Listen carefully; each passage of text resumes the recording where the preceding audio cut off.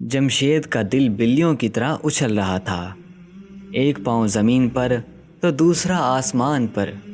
آج اس کی 3 سالہ کاوشوں کا نتیجہ شہر کے بیچوں بیچ دنیا سے داد ستائش وصول کر رہا تھا۔ 20 کروڑ کی لاگت سے بننے والا new world shopping plaza architect اور ڈیزائن کا شاہکار تھا۔ جمشید نے آج جہاں ملک کے چیدہ شخصیات کو تقریبی رونمائی میں مدعو کیا تھا، وہاں اپنے قریبی دوست عبداللہ کو بھی، اس شرط کے ساتھ کہ جب تک اس سے پوچھا نہ جائے بولے گا نہیں۔ جمشید اور عبداللہ کا ساتھ یوں تو 25 سال پرانا تھا، ساتھ پڑھے، ساتھ جوان ہوئے اور ہر ایک دکھ درد میں شریک، مگر دونوں کے مزاج اور طبیعت میں زمین و آسمان کا فرق۔ جمشید جدی پشتی رئیس تھا اور عبداللہ نے اپنی دنیا آپ بنائی تھی۔ جب سارے مہمان چلے گئے تو جمشید نے مسکراتے ہوئے فاخرانہ لہجے میں عبداللہ سے پوچھا، تم تو صاحب رائے ہو، کہو کیسا لگا یہ پروجیکٹ؟ یہ اس ملک کو نئی شناخت دے گا، لوگ اس شہر کو اس پلازے کے نام سے جانیں گے، لوگوں کو روزگار ملے گا، اچھا وقت کٹے گا، پارٹی، ڈانس، سینما سب کچھ تو ہے۔ عبداللہ کی آنکھیں جواب ڈھونڈنے میں کہیں دور کھو گئیں۔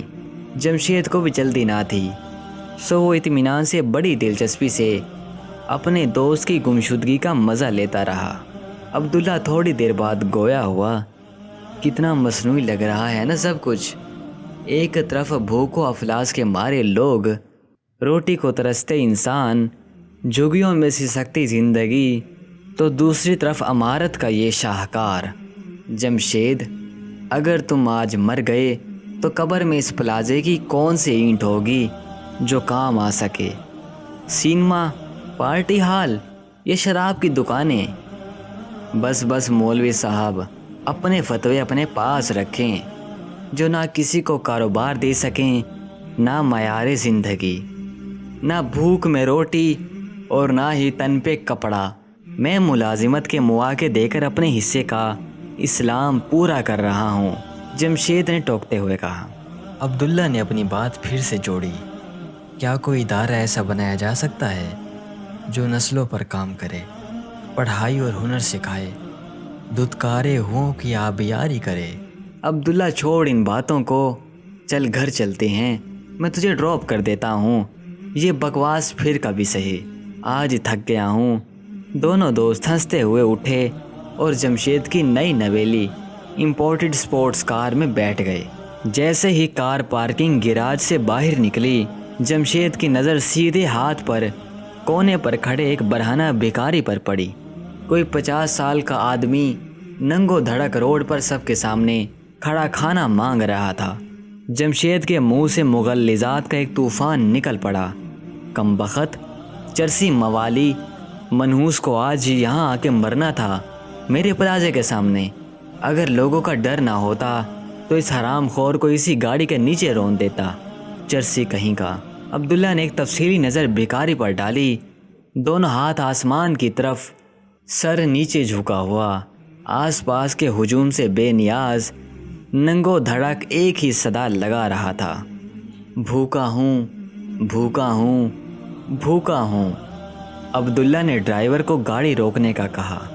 جمشید بھی بحث کے موڈ میں نہ تھا۔ عبداللہ کو اس بھکاری کے سامنے اتار کر وہ وہاں سے فرار ہو گیا۔ ہجوم میں کھڑے لوگ بھکاری کو طرح طرح کے تانے دے رہے تھے۔ کوئی فحاشی کے الزام میں گرفتار کروانے کے لیے پولیس کو فون ملا رہا تھا، تو کوئی لان تان کرتا ہوا اپنی بیوی کی آنکھوں پر ہاتھ رکھتا گزر رہا تھا۔ نوجوانوں کو ایک جمع غفیر تھا جو ہنس ہنس کے لوٹ پوٹ ہو رہا تھا، تو کھلنڈروں کا ایک گروہ اپنے موبائل فون سے اس بھکاری کی تصویریں کھینچ رہا تھا اور ویڈیوز بنا کر فیس بک پر شیئر کر رہا تھا۔ عبداللہ آگے بڑھا، اپنی لمبی شرٹ اتاری اور اس بھکاری کو پہنا دی۔ اب وہ خود پتلون اور بنیان میں اور بھکاری شرٹ میں، جس نے اسے کسی نہ کسی طرح ڈھانپ ہی لیا تھا۔ لوگوں کی تصویروں کی تعداد دگنی ہو گئی۔ عبداللہ نے بھکاری کا ہاتھ پکڑا اور قریب ہی موجود ایک ہیئر سیلون کے حمام میں چلا گیا۔ تھوڑی سی نوک جھوک اور 4 گنا زیادہ پیسوں کی ادائیگی کے بعد بھکاری کو نہانے کی اجازت مل گئی تو عبداللہ برابر والے شاپنگ مال سے کچھ کپڑے اور جوتے لے آیا۔ نہلا دھلا کر، بالوں کی کٹنگ کروا کے، داڑھی کا خط بنوا کر، نئے اجلے کپڑوں میں بھکاری خوشی کے مارے اپنے آپ کو بھی پہچان نہیں پا رہا تھا۔ اب عبداللہ اسے ایک اچھے ریسٹورنٹ میں کھانا کھلا رہا تھا۔ وہ بھکاری کھانے پہ کچھ ایسا ٹوٹ پڑا تھا کہ جیسے صدیوں کا بھوکا ہو۔ لوگ رک رک کر دیکھتے، بھویں چڑھاتے اور کچھ نہ کچھ بکتے ہوئے نکل جاتے۔ عبداللہ سب سے بے نیاز یہ سوچ رہا تھا کہ حشر کے دن بھی تو ہم سب یوں ہی کھڑے ہوں گے، رحم کی امید لگائے بیٹھے۔ آدمی کو غسل خانے میں سوچنا ہی چاہیے کہ جسم زیادہ ننگا ہے یا اس کے اعمال زیادہ ننگے ہیں۔ اگر جسمانی برہنگی کا یہ احساس تو اعمال کی برہنگی کا کیوں نہیں؟ ان سوچوں کو بھکاری کی آواز نے توڑا۔ صاحب جی آپ کا شکریہ، دل خوش کر دیا آپ نے۔ اب میں جاؤں؟ نہیں، کچھ سوال ہیں میرے پاس، عبداللہ نے جواب دیا۔ کپڑے کہاں گئے؟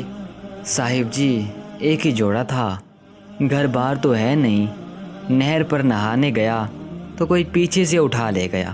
درخت کے پیچھے گھنٹوں بیٹھا، آنے جانے والوں کو آوازیں لگاتا رہا، مگر سوائے تانوں کے کچھ نہ ملا۔ اگر لان تان کو سیز سکتا تو زندگی بھر کے کپڑے بن جاتے۔ آج تیسرا دن ہے، اسی حال میں تھا۔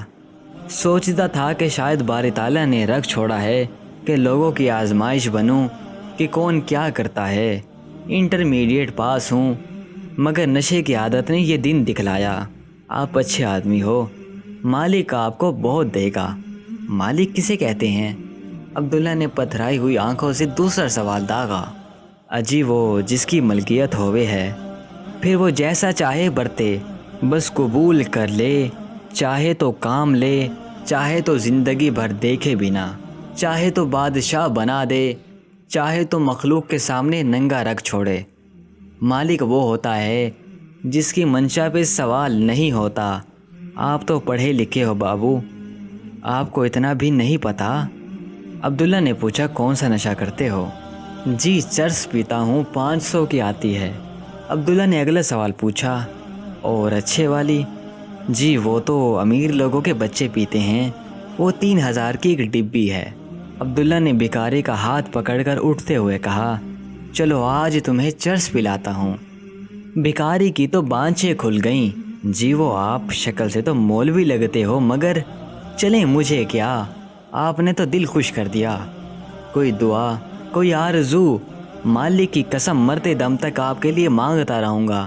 عبداللہ نے چرس خریدنے کے بعد ڈبیا آنکھوں کے سامنے لہراتے ہوئے کہا، ایک شرط پر چرس ملے گی۔ بھکاری نے بغیر توقف کے جواب دیا، جی ہر شرط منظور ہے۔ اسے پینے کے بعد میں تمہیں ہسپتال میں داخل کروا دوں گا جہاں نشے کا علاج ہوتا ہے، سارا خرچہ میرے ذمے۔ جی ضرور۔ بھکاری نے اسے مذاق سمجھتے ہوئے چرس کی ڈبیا اچک لی۔